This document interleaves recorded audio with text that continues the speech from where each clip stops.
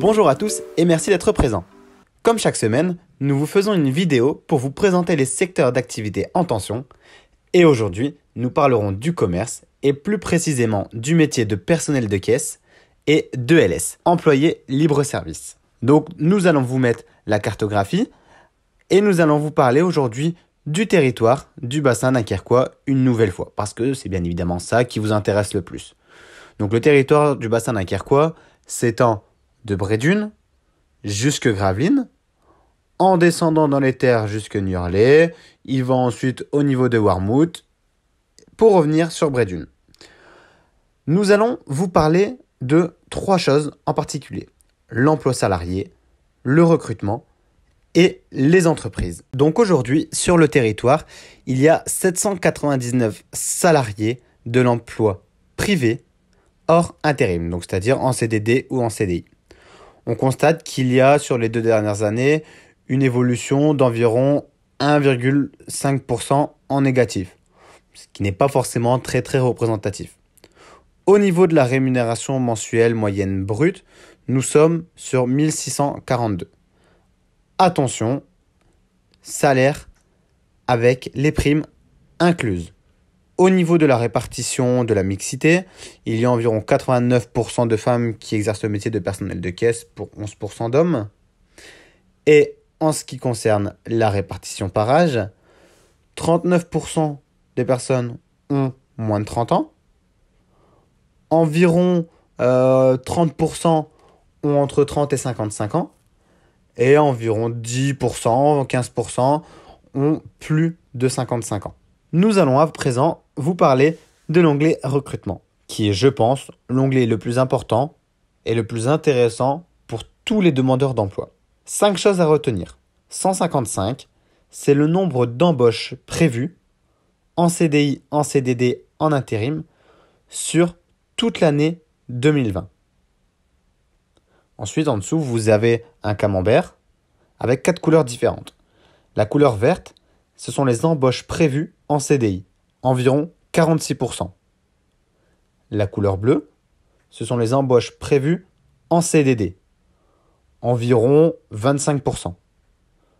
En gris, les embauches prévues en intérim, parce que lui, il y a également de l'intérim sur les métiers de personnel de caisse, environ 5-6%. Et en bleu clair, tout ce qui est lié à l'apprentissage et au stage. On voit également un petit œil avec noté 3%. Il s'agit ici de la part du marché visible. Rappelez-vous, qu'est-ce que le marché visible? C'est lorsqu'il y a une offre d'emploi qui est publiée, que ce soit sur Internet, dans les articles de presse, dans les journaux, etc. C'est quand il y a une offre d'emploi qui est visible par les demandeurs d'emploi.